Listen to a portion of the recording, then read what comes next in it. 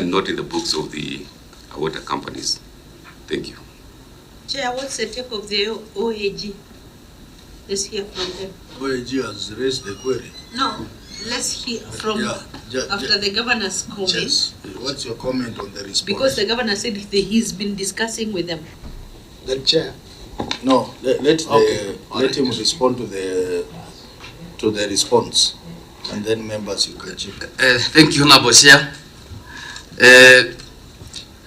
Initially, when the loans were recognized by the water company, there must have been supporting documents. And if the loans are to be recognized, that is removed from the books of the water company, then the loan must be taken over by another government entity, that is National Treasury.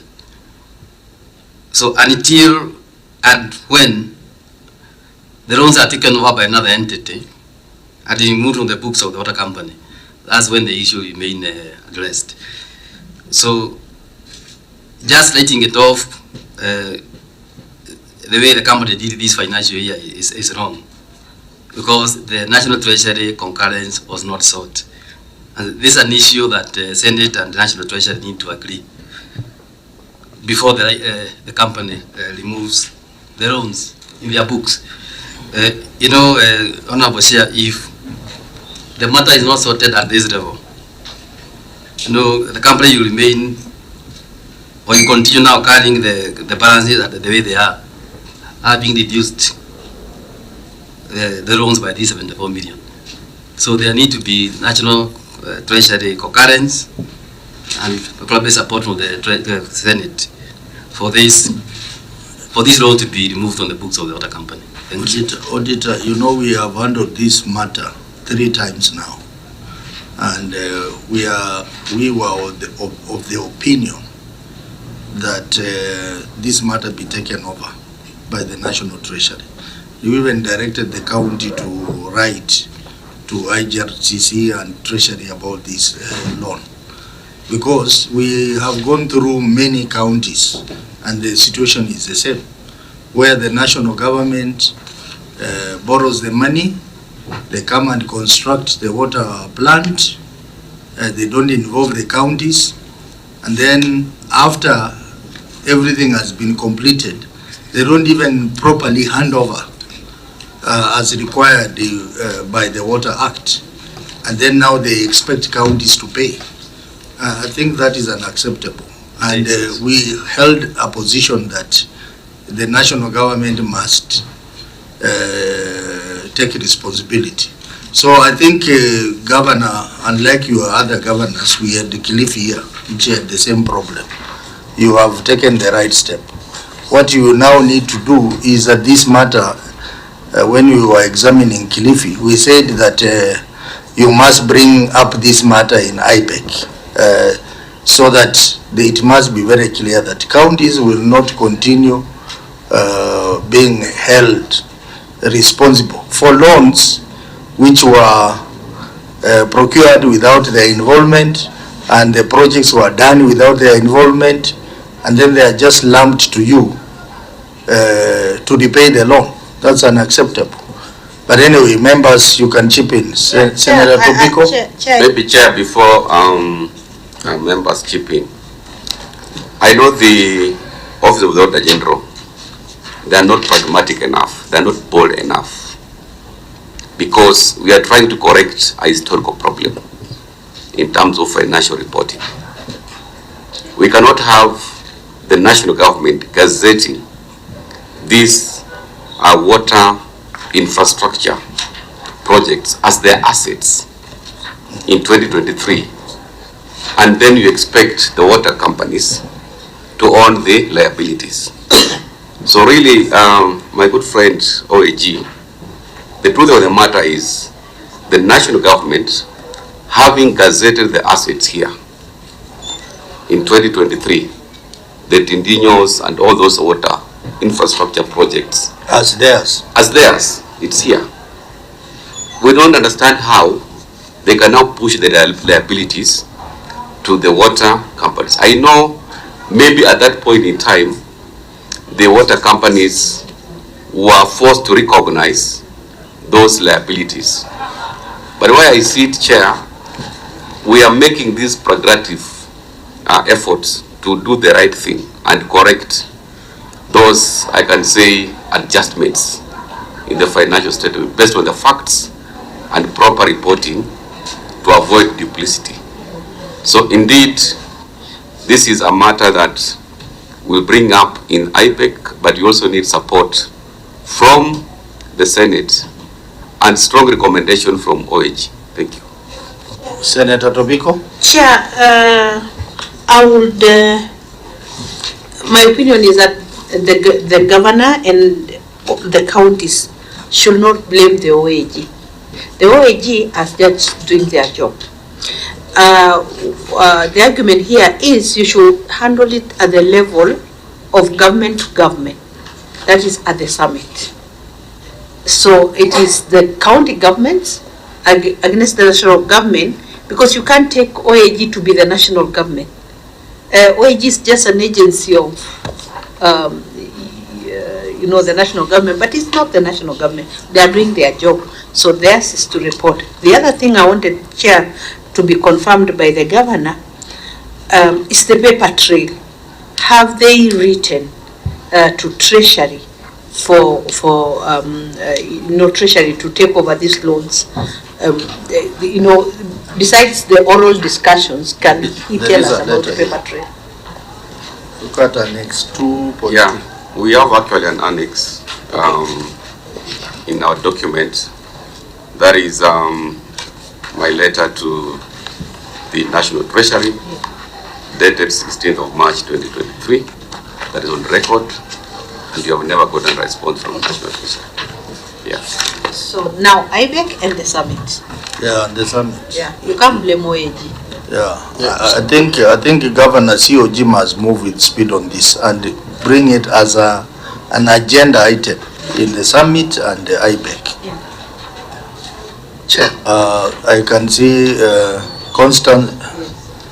You want to say something from COB perspective? Thank you, Chair. Not necessarily from COB perspective, but the issue of public debt is an issue that this country is struggling with.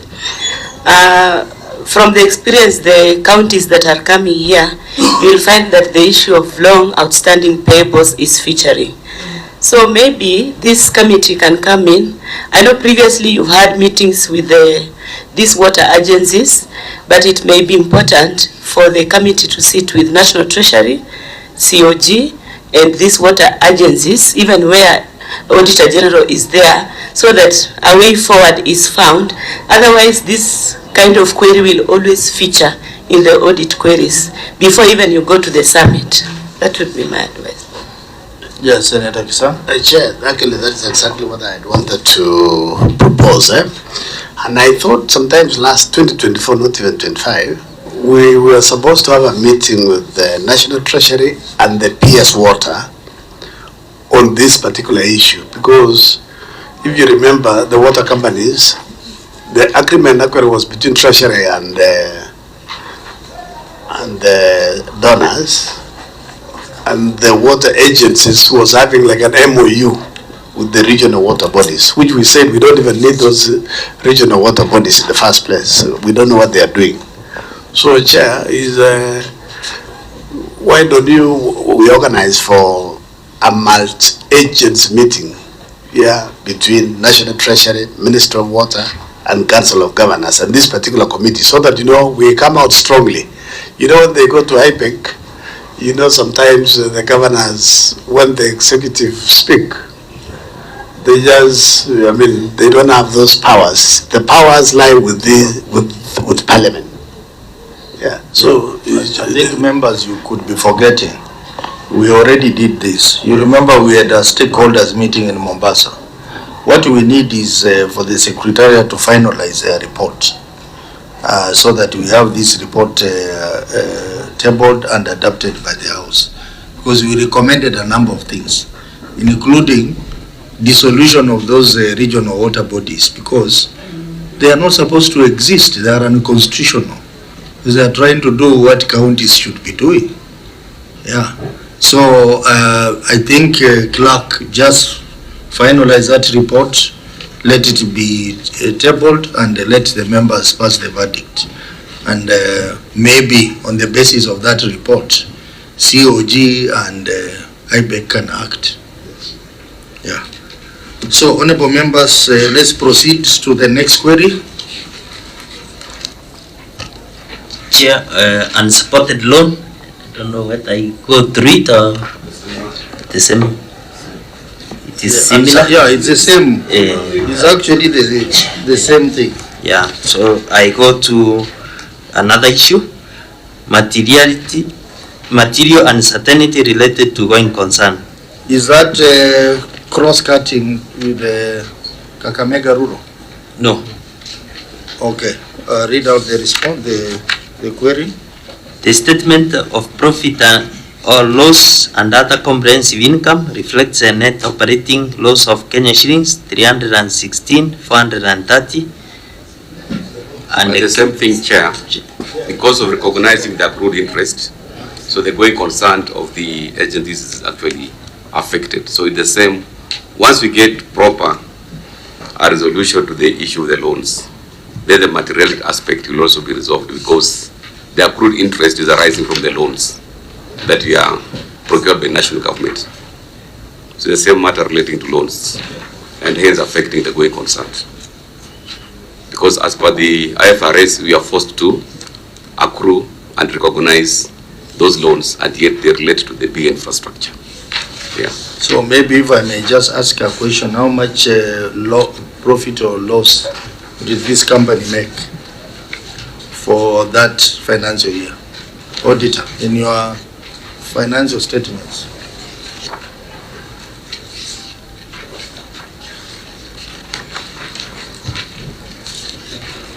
What was the loss or profit reported? Yeah, they made a loss of 316,430. Oh, and the governor, you were explaining that loss is... What I'm explaining is because the P&L uses accrual concept. The bigger component attributing to that loss is the accrued interest on those loans. So by virtue of recognizing that accrued interest as an expense, and yet it relates to loans which were procured by national government to support the infrastructure, so it threatens the going concern. So once we resolve the issue of the loans, then going forward, we'll pass an adjustment to recognize the accrued interest, and therefore the water companies going concern will not be affected, because we shall only be recognizing accrued interest relating to what loans the water company has procured, not the historical loans by World Bank. Honorable members, you know, this query is wider, because it talks about the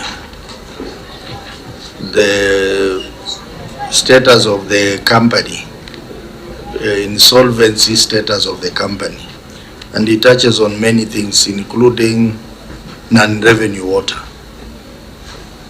Non-revenue water, including the issues of long outstanding receivables and all that. So I don't know how we can proceed. Maybe we can, let's look at the non-revenue water, and then we relate with this. Auditor? Thank you, Chair. Non-allowable loss of non-revenue water. The statement of profit or loss and other comprehensive income reflects operating revenue of Kenya shilling 371,285,595, which, as disclosed in Note 6 to the financial statements, includes water sales amounting to Kenya shillings 22,780,318. During the year under review, records from the company revealed that it produced 4,707,678 cubic meters of water, out of which 2,946,820 cubic meters, or approximately 63 was distributed and billed to customers. However, the balance of Kenya shilling of 1,760,858 cubic meters, or approximately 37% of the total volume produced, was not billed, which represents non-revenue water. This is contrary to Water Service Regulatory Board (WASREB) guidelines, which provides an allowable maximum of 25%. In the circumstances, the ineffective management of water negatively impacted on the company's profitability and resulted in an allowable loss of non-revenue water of 1,760,858 cubic meters. Thank you, Chair. What was the non-revenue water for Kakamega rural? 34%. 34. Yes. And this one is 37. So I think this matter is repetitive, and Governor, I've seen your response is quite long. Maybe I just allow you, we adapt the response as written, allow you to make comments on this. What steps you are taking to reduce this? Thank you, Chair. Of course, the steps we are taking to reduce the 37% non-revenue water is by looking at the root cause. And the root cause of that high percentage is because of the old dilapidated infrastructure. So what we are doing is to invest into the renovation and rehabilitating the infrastructure, which of course we have highlighted the specific mitigation measures in Table 1, where we have given a very comprehensive way forward. So once we do that rehabilitation, we have containerized water, we do bulk meter installation, then indeed the aspect of non-revenue water, we are going to reduce it to almost the allowable 25%. So that's the summary of our comprehensive report and mitigation measure that we have put in the report. Thank you, Chair. Auditor, your comments on management response? Thank you, Honorable Chair. I will briefly indicate that during the year 2020-2024, the rates for the two companies were at 37% and at 34%. So now the matters being taken over by the county government to reduce the non-revenue water have not borne any fruit, because the percentages remains 37% for the one company and 4% for their company. So they are yet to reduce even by a single percentage. Okay, Governor, let me ask the CEO through the Governor, the two CEOs, particularly the CEO for Kakamega Water. You have been here several times, and this committee directed that we need a separation of the non-revenue losses. We need to know what is the losses attributed to physical losses, and what is the loss attributed to commercial losses. Because if that is determined, then it will make it easy for us to know where the real problem is. From our experience, we have noted that it is easy to explain that the losses are physical. But there are other commercial losses, like in billing, which water companies don't talk about. But that is where the committee knows a lot of the challenges are in billing. That it is possible that someone can consume your water and is never billed. So what attempts have you made following our recommendations, to categorize these losses into physical losses and commercial losses. And what does it constitute commercial losses? Thank you, Chair.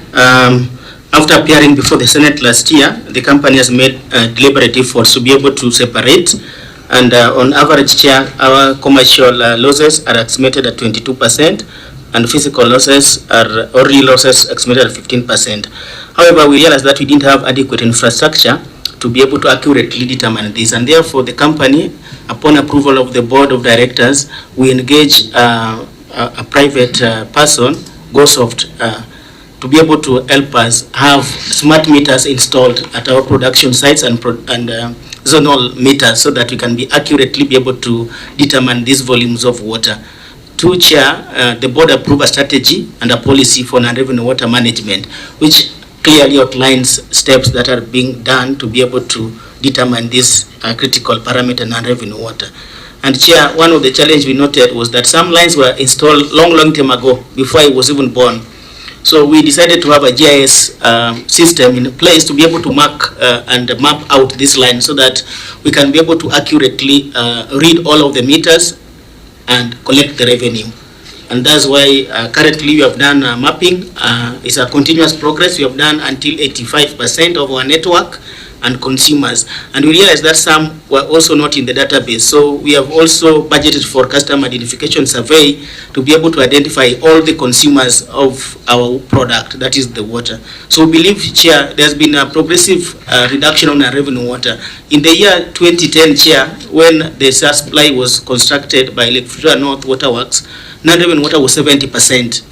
But progressively we have been reducing it until now we are at 37%, and believe with the support that we are getting, we shall be able to reach there. Chair, again, we keep on adopting technology. Initially the pipelines were PVC, the plastic pipes, but currently we are adopting HDP to be able to lay our lines, because they can be able to withstand high pressure. And the county government has actually donated a number of pipes to the volume of 23 kilometers pipeline, and progressively we are replacing with the old dilapidated network in our system. Thank you, Chair. Through the Chair, just to maybe confirm. before Governor you come in, you, when MD, you have said that your physical losses are 15% and your commercial losses is 22%. 22%, yes, Chair. But in the response that you have given the governor, you did not mention anything to do with the where the commercial losses are coming from.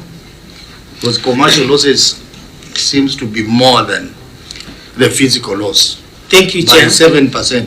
Thank you, Chair. The total percentage for non-revenue water is 37%, and if we separate it technically, the commercial comes at 22. But Chair, on page 14, the commercial losses, like number 2, is illegal connections, where you find people connecting water without following procedure, and you have been able to partner with National Police to be able to do inspection and ensure that those who are taking water legally are prosecuted. 2, Chair, we have been having cases of under-registering. Some meters were installed long time ago, and because of wear and tear, their efficiency has gone down. So, in partnership with Kisumu Water, under GEOPA project, we have been doing testing and calibration of meters, and the ones which are found not to meet the criteria are being replaced progressively. And towards that, we received 250 meters from the county government.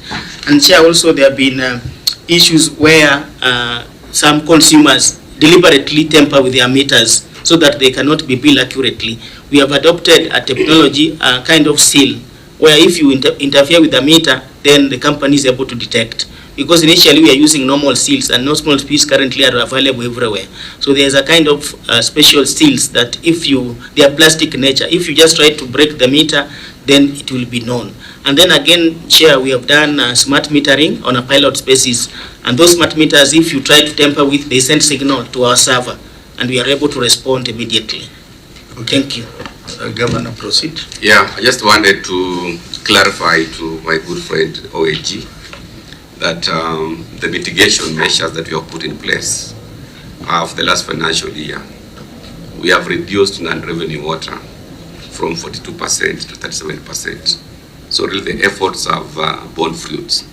And once we implement whatever we have designated, both for commercial and physical losses. I'm very sure that in this next financial year, the land revenue water will be less than 37%. Thank you. Honorable members.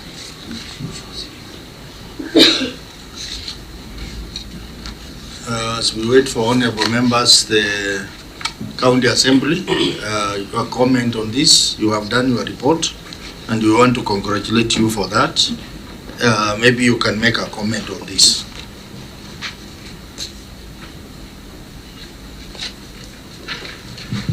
Thank you, Chair. The committee which I chair looked at the matter, the certificate raised by the Auditor General.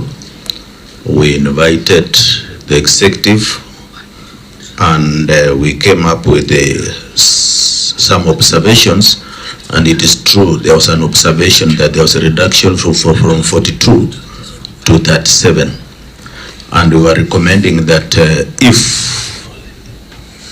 they can continue at that rate, but give us targets so that annually for this other year, the year that is to follow, after adoption of this report, so that we are able to know at the rate we are operating, so that we are struggling to be within the WASREP expectations of 25%. Thank you, Chair. Okay, honorable members.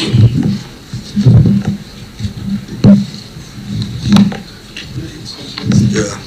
So I think we will just continue to recommend that even as you are working out to replace your dilapidated network, the commercial losses can be managed to reduce them further, and therefore reduce the overall non-revenue water downwards. And that applies to Kakamega Rural as well. The MD of Kakamega Rural. So the next query, Auditor. Thank you, Chair.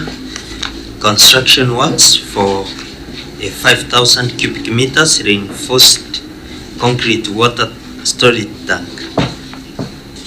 Management awarded tender number CON/5/2019-2020 to a local contractor for construction works for a 5,000 meters cubic reinforced concrete water storage tank in Milimani, Kakamega town at a contract sum of Kenya shillings 84,124,460.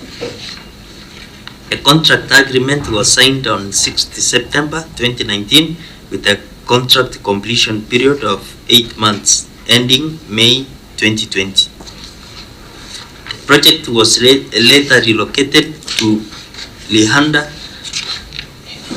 Shinyalu sub-county, and the contract sum was revised upwards by an amount of Kenya shillings 12,924,488 to Kenya shillings 97,045,948, representing 15% variation of the original contract sum of Kenya shillings 84,121,460. The change was formalized through a contract agreement signed on 7th August 2020. The contract completion period was 6 months, with the initial date of completion being January 2021. The contract completion period was further revised to April 2023. Physical inspection of the project on 11th August 2025 revealed that the project was incomplete, with overall works certified progress at 98% complete and was not in use. The contract period had lapsed with no evidence of contract extension. Further, details of payments made to the contractor were not provided for audit review. In the circumstances, the company did not achieve value for money in respect of the delayed completion. Thank you, Chair. Governor, your response to that? Thank you, Chair. Allow me to read the written response. The Liranda water project was initially sited in Kakamega town within Milimani on the land donated by the National Intelligence Service. This location was ideal as it was adjacent to the existing Milimani towns. However, after mobilization of materials, machinery and the official launch of the project, the National Intelligence Service withdrew its consent, citing security concerns. Specifically, they indicated that a public project within their premises would require uncontrolled access to the NIS compound, which was not permissible. Consequently, all materials and equipment on site had to be demobilized. So that's one of the causes of the delay. Following this development, the company management initiated the search for an alternative site. This process involved conducting geotechnical surveys across various potential locations, engaging with landowners willing to sell, and ensuring the site selected will provide the required elevation to enable gravity-fed water supply to the existing Milimani distribution tanks. After comprehensive evaluation, Liranda was identified as the most suitable site. The delays experienced arose primarily from that change of site by NIS withdrawal, land acquisition process for the new site, mobilization and subsequent demobilization of the contractor's machinery and personnel, increased project costs which rendered the initial budget inadequate, the requirement for public participation to all the stakeholders. As a result of the funding shortfall, the contractor suspended works despite having already completed approximately 8% of the project.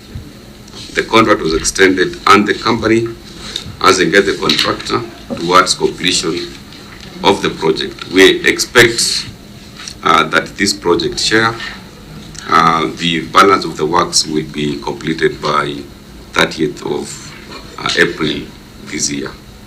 We have attached the respective annexures on the resumption and also the project feasibility. I thank you. Auditor, your comments on management response? Thank you, Honorable Chair.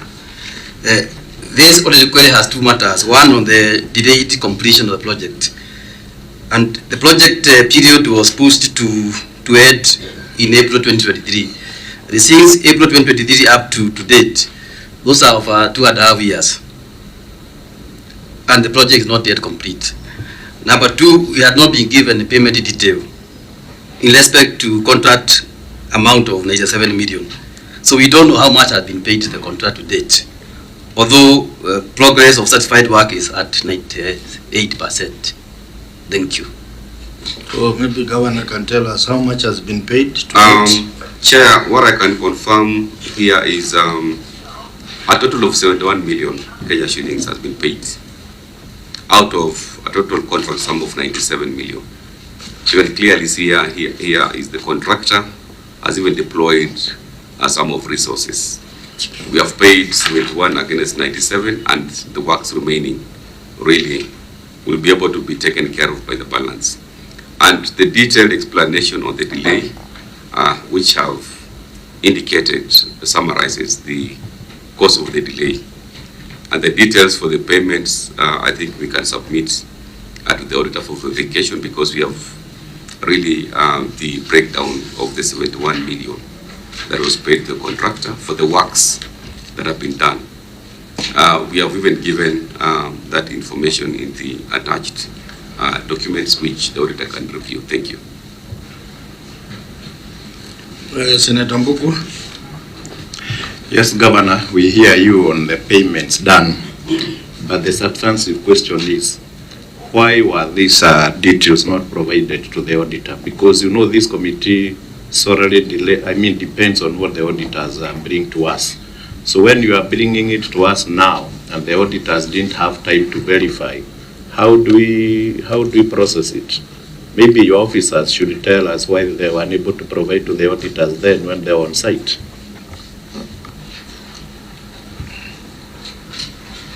I think the CEO can explain why the documents were not provided at the time of the audit. Chair, we are sorry about that. As explained earlier, this is a project which is funded by the county government of Kakamega, and during that time, Chair, there was concurrent auditing going on, so the files were moving between our offices and their offices, but we have since provided, Chair. But CEO, you know the repercussion of not providing documents to the auditor in time. You know that, or maybe I can ask the legal officer to inform you. The repercussions of not providing information to the auditor. But Chair, also even as the legal reads, did they explain that what he has just explained here to the auditors, people? Was that explained to them? Chair, we explained, but they were not able to drop the query because they notified that it was an issue. It has not been resolved at that, so they captured the same. Chair, yes. I don't know if the CEO, we should have put the governor is under oath. I don't think he's telling us the truth, because these are the same auditors who are auditing both the executive. Are you the same? So how could you be concurrently, asking for the same files? These are the same entities. You would be having the files with you, because the audit is running at the same time. So I don't think you would ask for a file from the water company, which is a different file from the executive. It's the same. The payment is the same. Who was paying? So basically, we should put him under oath, Chair, because it's not telling us the truth. Legal, you can read the penalties for late submission of documents. Thank you, Chair. The Public Audit Act places a responsibility on the relevant officer to provide information required, and not only that, but to also provide it within a reasonable time.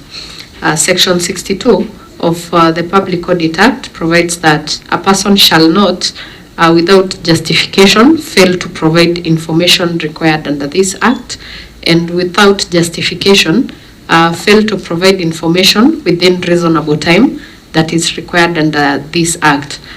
If I may also add, subparagraph D would also be relevant, because if some information is omitted from information that is already provided, then that means whatever you have provided is kind of misleading. So paragraph D would also be relevant in this case. The Act goes on in 62(2) to provide that if a person now contravenes subsection 1, they commit an offense and is liable on conviction to a fine not exceeding 5 million shillings or to imprisonment for a term not exceeding 3 years or to both. Therefore, the non-provision of documents is a criminal offense and which may be prosecuted. So, Bwana CEO, next time you come before us, we will take one of the three, either imprisonment, a fine, or both.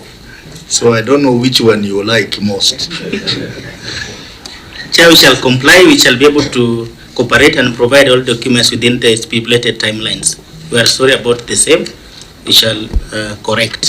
So members of the County Assembly, you had raised an issue to do with the project management.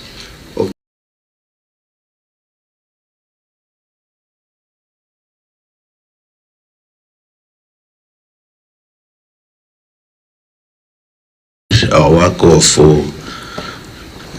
engaging the two, that's the auditor and the executive. Then we looked at made an observation and recommendation. One, I wanted to say that in the auditing, many times we have had documents coming after the audit, and we have been quoting section 62B of the Audit Act, so that they are given. About the project, we explained we looked at it that maybe due care was not taken before the project was started. That is why at one time it was started at one site, then the change came in. Because if due care would have been taken, then we would have not had time to extend and also waste that, have that excuse of extending while denying the voter the service which is very important. Thank you, Chair.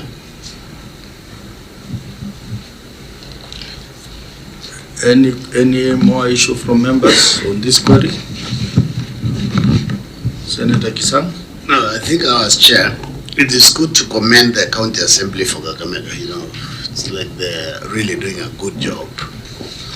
And from our observation, even we have conversed here, I think the people, especially Western and Nyanza, they are electing quality MCAs who understand what the job is.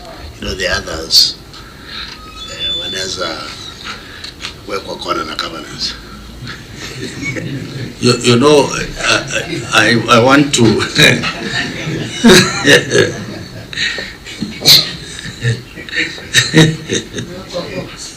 you're making me to think about the other MCA from Kericho. Anyway, you know, this is what is called primary oversight.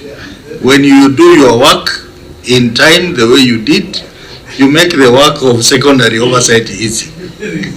Yeah, so that's why we are commending you. You are able to comply with the court order on Article 229 ahead of time before you came to us. That's what we want county assemblies to be doing, not to wait until late and then later on they complain Senate is doing our job. We are not doing your job. If you delay to do your primary oversight, we will not wait for you. So I think you need to tell your other colleagues in the county assemblies to copy what Kakamega County Assembly has done on this one. And I think everything will move on well. Any other issue? I would like just to complete Kakamega water completely. There are a few things which Governor I would like you to respond to. It has been marked as partially addressed, the issue of unlimited statutory deductions, which is owed to NSSF, to pay as you earn, lab trust, yeah.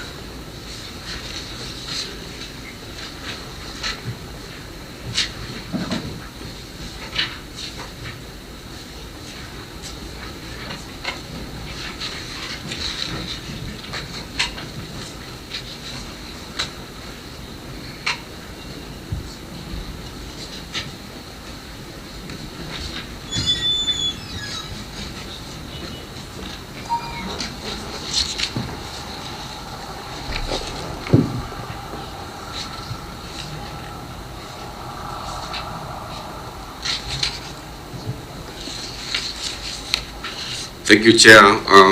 Allow me to request the CEO, because the day-to-day issues around Kakwasco with regard to NSSF deductions is better placed to explain why we have those delays and the mitigation thereof.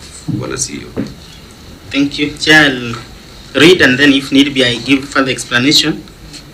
And okay. Just Chair, comment because okay, what happened is that when the housing levy was passed, at that time the company did not have enough budget to be able to remit, and it took some time in court. So we had accumulation. The same with the NSSF. As a company used to have lab trust as a pension scheme. So our thought was that if the staff are already benefiting from lab trust as a pension scheme, then we needed not to pay NSSF. but after the court case, we were told that NSSF is a primary pension scheme, and if we want to opt out, we must write request for approval. So we have started that process of opting from Tier 2 of NSSF. We have yet to get approval, so we are still paying now. We are paying both NSSF and Lab Trust Chair, which is a big burden to the company. On the Lab Trust Chair, as I mentioned about the water company, you know, we came from an agency like Victoria North, and the Lab Trust was not being paid at that time, remitted that time, and it keep on generating 2.5% penalty every month. So as a company, we have made effort that we are paying a daily. We have a daily standing order of 30,000 shillings towards NSSF to reduce the balance, and also we have a daily transaction of 100,000 towards Lab Trust to be able to reduce. But the big problem we have is that there is a penalty which is almost equivalent with what we are paying.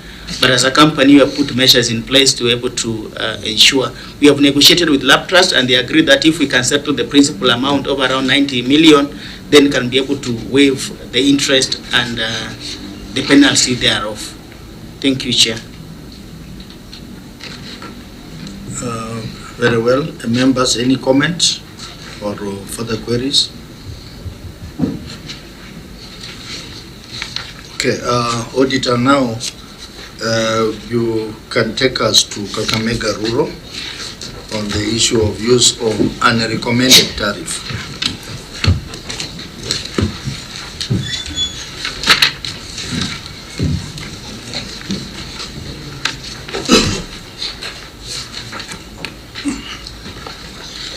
Chair, use of unrecommended tariff structure.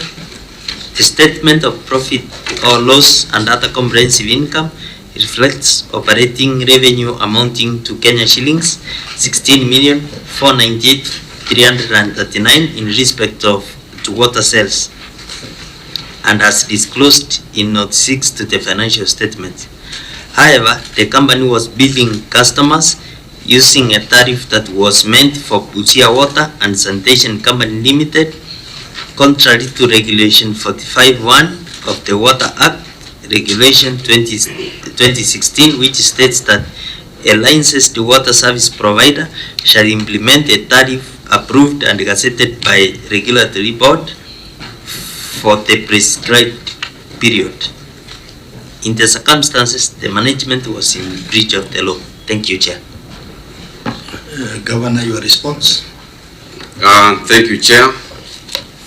Explanation as to why the company was billing customers using a tariff that was meant for Busia Water and Sanitation Company. First, the management acknowledges the auditor's observation. However, the tariff in use is not for Busia Water and Sanitation Company, but for the defunct Kakamega Busia Water Company, which gave birth to Kakamega Urban and Water Sanitation Company and Kakamega Rural and Busia Water Company. So yes, borrowing a tariff that was being used by our mother company, that was Kakamega Busia.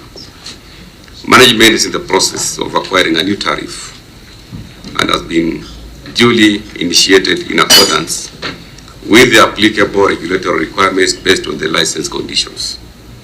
However, the subsequent implementation process has not been fully undertaken due to some financial constraints that the company is facing, because they are yet to operate optimally and even break even.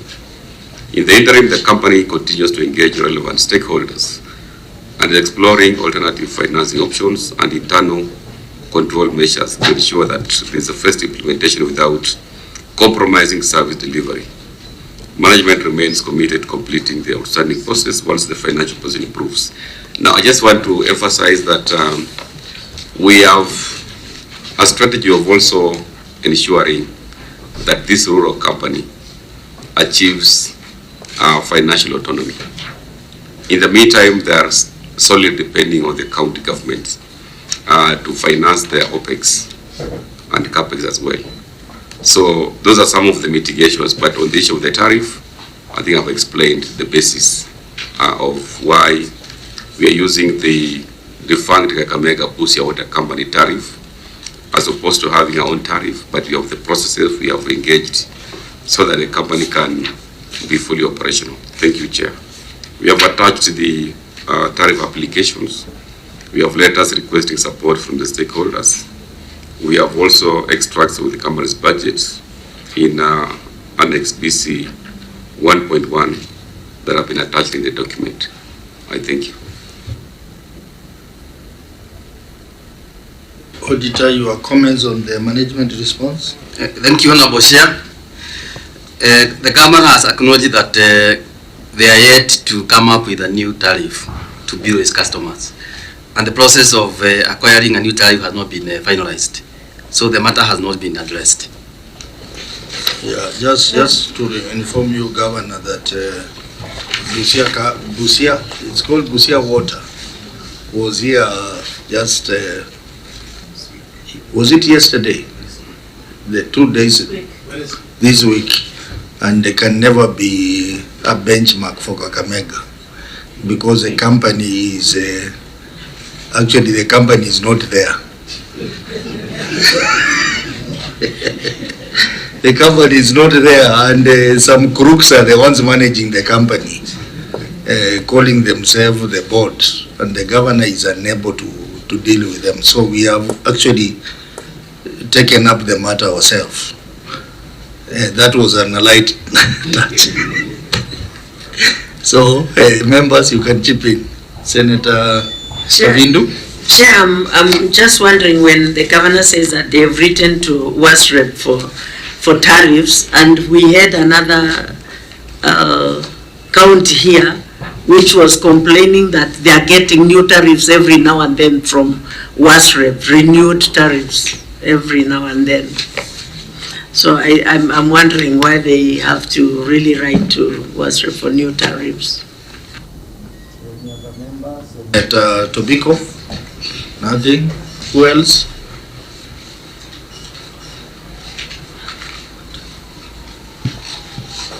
Okay, Governor, you can respond to that. Yeah, what I just want to confirm to honorable members here is that it is the responsibility of WASREP to approve the tariffs. So we're just trying to make sure that we follow due process, because one of the key issues here is the appropriate tariff to charge those mamambogas down there. So we also don't want to just operate with a tariff that is not approved. So once we follow the due process, I'm sure whatever that will now be chargeable properly will have that legal basis based on the WASREP approval. Thank you.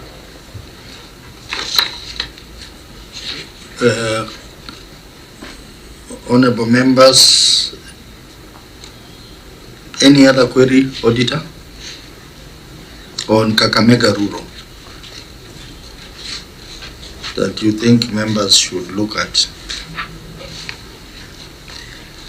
There is one on long outstanding receivables and the two on long outstanding trade and other payables. Honorable Chair, those two. Maybe you can look at long outstanding receivables. Thank you, Chair. Long outstanding receivables. The statement of financial position reflects trade receivables balance of Kenya shillings 15,814,747, and as disclosed in note 16 to the financial statement, which relates to outstanding water bills. However, the company holds water bills totaling to Kenya shillings 12,765,324, which have been outstanding for more than 120 days, as shown in the aging analysis. This was a clear indication that the company has not been recovering debts when due. This was contrary to Regulation 83(2)(f) of Public Finance Management County Government's Regulation 2015, which states that for purposes of this regulation, sound cash management includes pursuing debts with appropriate sensitivity and rigor to ensure that the amounts receivable by the county government are collected and banked intact promptly. in the circumstances, management was in breach of the law. Thank you, Chair. Very well. Governor, your written response. Thank you, Chair. The explanation for the long outstanding water bills totaling to 12 million is as follows. That these long outstanding water bills of 12.7 million largely stems from legacy billing issues and delayed payments by major institutional and government clients due to budgetary and processing constraints. In response, management has taken deliberate steps to address and prevent further accumulation of these uncollected receivables. We have enhanced debt recovery initiatives. We have institutional engagement and the payment plans where the company has held consultative meetings with key institutions and government clients, especially schools, to agree on settling of the arrears. Then you have a policy and system strengthening where the company is reviewing its finance policy to include credit control and debt management to tighten enforcement mechanism, including suspension of services for chronic defaulters and ensuring that reconnections are only approved upon settlement of arrears. The review will also include guidelines on writing off of irrecoverable debts. We have given annexures on the RRIs. We have Annex BC 1.3, Roman 1 up to Roman 3, 1 on the rapid revenue collection activity. We have demand notices that have been issued to the institution. You have customer statements showing the penalties for the water theft. Then you also have the schedule. And above all, as I said, we have also given the board of this rural company terms of reference to move towards financial autonomy so that they become responsible for their own payroll, especially for the key management staff. Because once that has been institutionalized, then it will give them motivation of collecting the receivables, because that's the only way they can run the company effectively. I think that really is the key aspect of making sure that this company has full financial autonomy to run the operations. In order for them to break even, we shall only come in to address the capex. I thank you, Chair. Auditor, your comments on the response? Honorable Chair, the governor has not indicated out of the 12.7 million, how much has been collected? Meaning then the issue has not been addressed.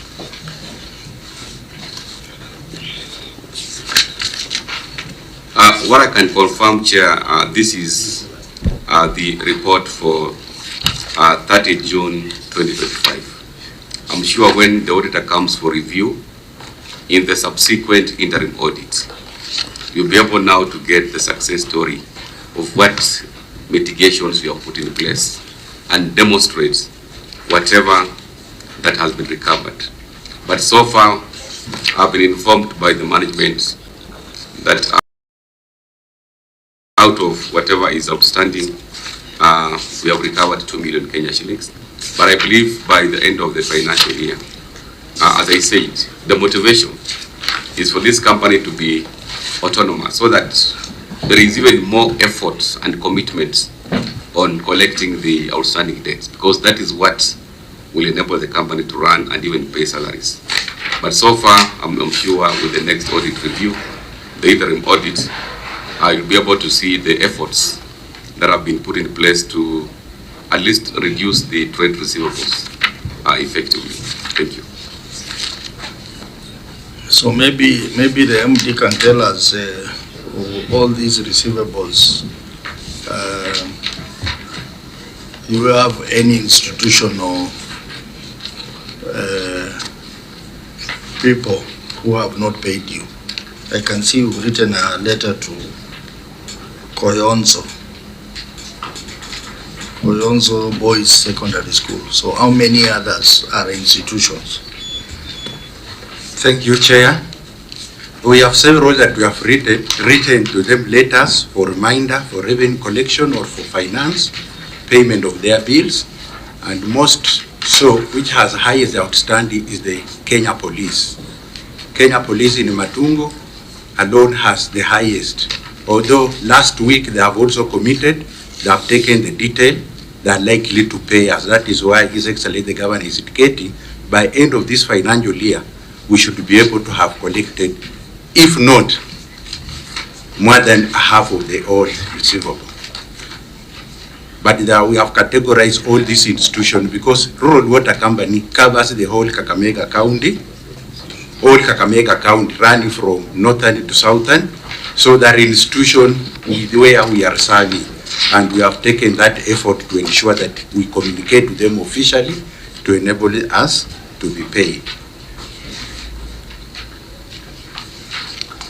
Any comment from members?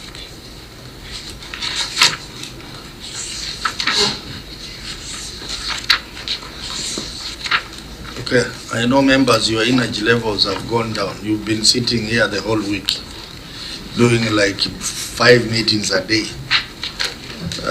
So I can understand, but maybe Governor, before we wind up, I would like you to comment on the issues of staffing in this company.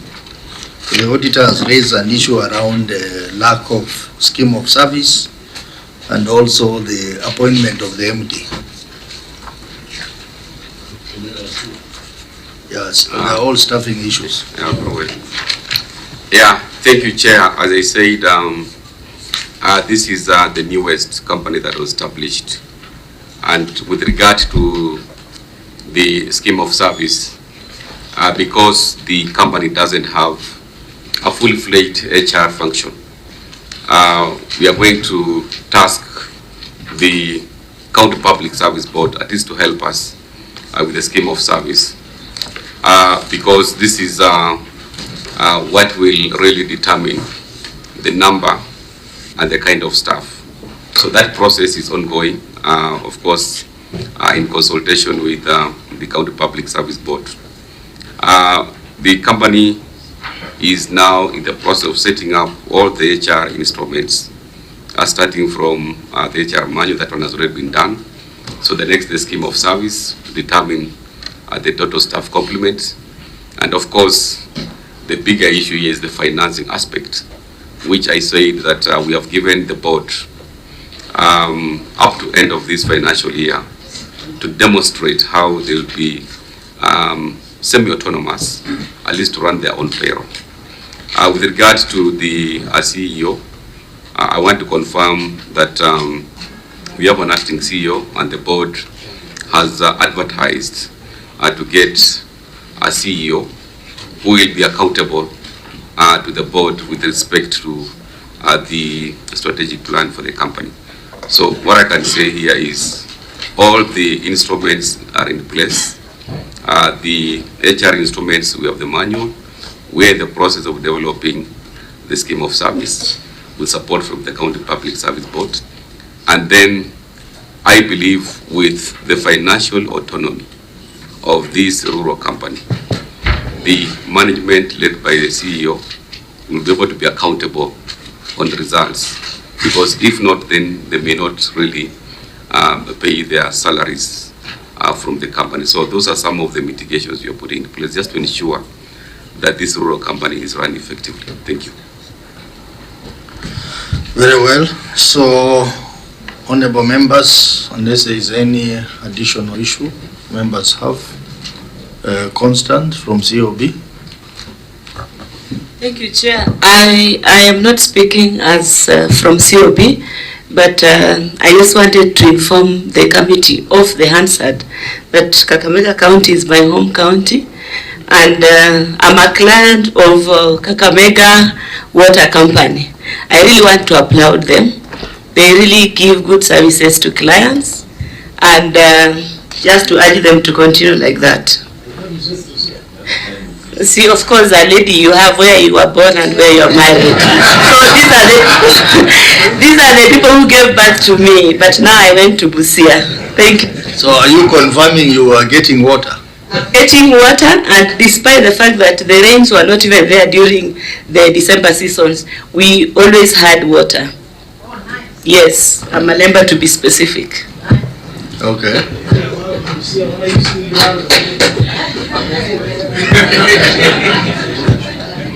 Yeah. So I think we are ending the meeting on a positive note. So honorable members, just final comments. Any member who has a final comment? If not, I can give to the county assembly to say something, and then the governor.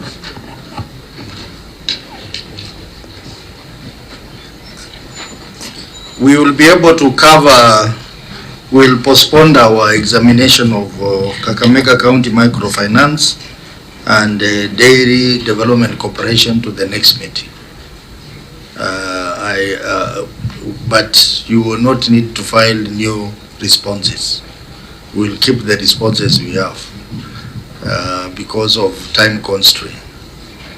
I know we have inconvenienced you, but bear with us. We have been here since Monday doing 5 meetings a day, and I can see the members are very exhausted. So we will do justice to them in the next session, but combined with the hospitals. We'll combine with the hospitals. I hope that is... Chair, my request is, because the responses were very comprehensive, is to request the committee to adopt the responses as written, so that we now focus on the hospitals next, because really there's a lot of time that members have put in, and even traveling all the way to come here for purposes of efficiency on utilization of resources.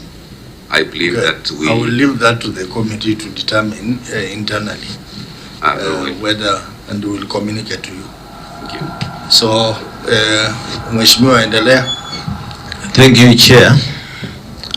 I want on behalf of the colleague honorable members from Kakamega County Assembly to appreciate the engagement that we have had. And now that from the experience we have had, you said Kakamega is worth benchmarking. We welcome, you know, those ones that need to be directed to Kakamega. We are ready to host them and give our best. But still, maybe when we go back, we would also request that we come for further benchmarking, because what we are doing, we got it from the engagement we had at one time, and I'm sure with the further benchmarking we can do better. Thank you. Okay, Governor, your final comments? Yeah, first I want to really appreciate and commend the committee on the issues that we have agreed upon. I want to commit that these water companies will improve on the non-revenue water so that we can push it to the allowable 25%, including the commitment on that section 62 of the Public Audit Act, that these auditees really should be available and provide documents as and when required. I'm one of the few governors who really attends the exit and the entry meeting, because my commitment is to make sure that Kakamega, being led by an FCPA, we have proper accounts, and progressively all the agencies to have unqualified audit opinions. Finally, the position that the Senate committee has taken on the long outstanding loans, the accrued interest thereof, I agree with you. Let the House adopt, then we can now, using the report from the House of Senate, to now push IBEC for purposes of getting a long-lasting solution on those loans that we are procured by national government for the infrastructure, so that we can also give the auditor some space on auditing other issues than this becoming a recurring prior year issue. Thank you. Very well. Thank you very much, Governor and your team. I think we are happy that you responded to our request to appear. This time around, because of the difficulty of trying to comply with the deadlines, we are not going to be very flexible on postponements. I know you being from the accounting background, you have been very supportive. We encourage your other colleague also that they help us to beat this deadline by responding to our invitation and not trying to schedule it for other days. So we still have other engagements we will have with you between now and 15th of March, where we will also examine the hospitals. We will also examine the funds for Kakamega County. So when we send another invitation, please just understand we are trying to comply with the law. I don't have much to say. We just wish you safe journey back home. Asanteni sana. The meeting is adjourned until Monday at 9. Monday at 10. Yeah. No.